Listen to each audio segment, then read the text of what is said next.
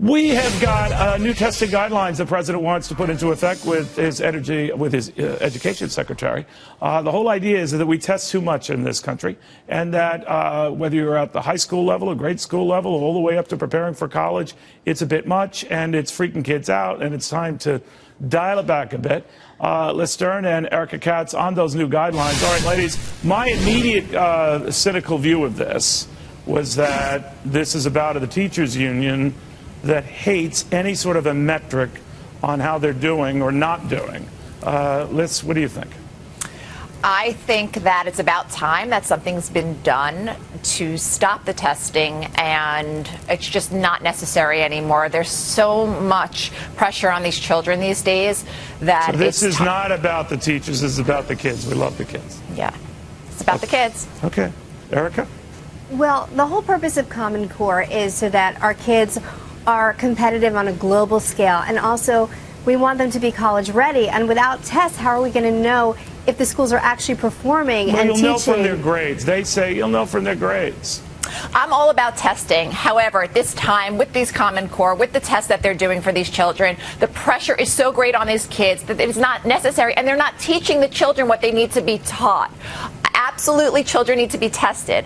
However, I'm glad that there's finally taking a stand back and saying that there's so much pressure on these kids with this test, with these testing, and it's time to take a step back and let's start really teaching these kids what they need to be taught, and it's not just about this test. All right, well, you might be right, but something tells me the fact that some of the tests, Erica, have shown that a lot of the kids are not learning what they should be learning, and a lot of parents have been targeting the teachers to say, hey, my kid's still an idiot, or you're not helping me.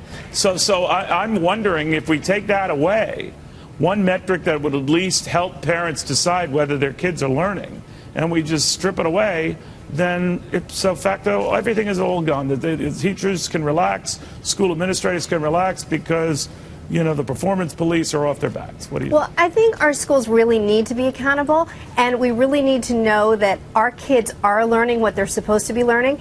And also, if you live in California and you move to Texas or New York, you want your kids on the same curriculum, and you want to make sure they're being tested so that if they are moving to the next grade, they do know what they're supposed to know. And we live in a really competitive world, and we want our kids to be ready.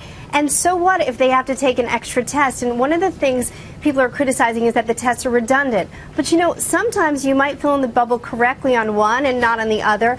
And so if there's more than one test testing the same material, then you have a better idea if our kids really do know the material or if they don't. Liz, I can understand part of your concern here, because tests sometimes don't show smarts. I mean, there are a lot of people that do bad on performance tests, and yet they end up being great high school students, they end up being great college students.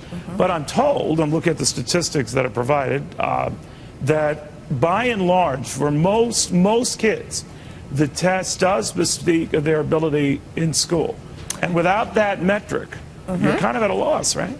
I think you do need to test, and I think you do need to test these children. However, again, the pressure that is on these children to be taught for these tests is a lot, and I think that it's time to take a step back. I'm a lot older than you guys. How was it different when I was totally clueless and didn't know that you couldn't write all of the above for every single answer? So how is it different than when we were kids? When I was in school, of course, we took tests, and tests were based upon our ability and how we were doing. However, my children now, almost 12, 8, they're in school and they're studying for these tests, and not just them, but the anxiety that they have, the kids have in general for studying for this test, I feel is much greater, and it's not just me, it's mothers everywhere, than it ever was. And maybe our children to take a step back, teachers to take a step back and teach them about the experiences, more about teaching than necessarily teaching for this test, because the pressure for these children. The test? What happened? No, my kids are. No, I'm not lying. My kids are doing just fine in school.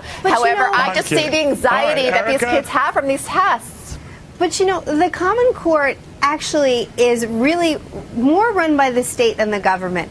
It's really on a state level, and the states have to decide what the kids are doing and what their schools are doing. And really for the federal government to come in and say, well, you don't need this test and that test, I think it really should be left to the local governments to tell our schools what they need to be teaching. I mean, they can teach this any way they want. It's just the kids need to learn certain things. And then at the end of the day, there has to be some sort of test to tell us, absolutely, are they learning it or yes. aren't they? And yes. I think it's sort of random to say get rid of this one and that one because maybe they need it in one state and maybe not in the other. So I think it really needs to be more at a local level. And at the school level, I think every school also is individual. Not every school should be teaching the same. Not every child is the same. Every child is different. The way we teach each child is different. Well, and I think that's something that really needs to be accountable. See how different they are. Yes, but again, I'm going just by the advice of my father, who suggested when I was a kid, Neil, the whole idea is to put a decimal in front of a number in front of the decimal point. You know, Neil, I'm looking at sixth grade math right now, sure. and I personally am having a really hard time with it. So, you and weren't not just tested me. enough, clearly. You were not tested enough? I guess not. I guess not. College, graduate school. Wait till you get to ninth grade not, math. Eric, I don't know. I'm not going to make it there. Wait till you get to 10th grade. I have no idea. Yeah. Listen, we all did okay. Yes. Very yes. well. Yes. We'll see. All right. Thank you very, very much, guys.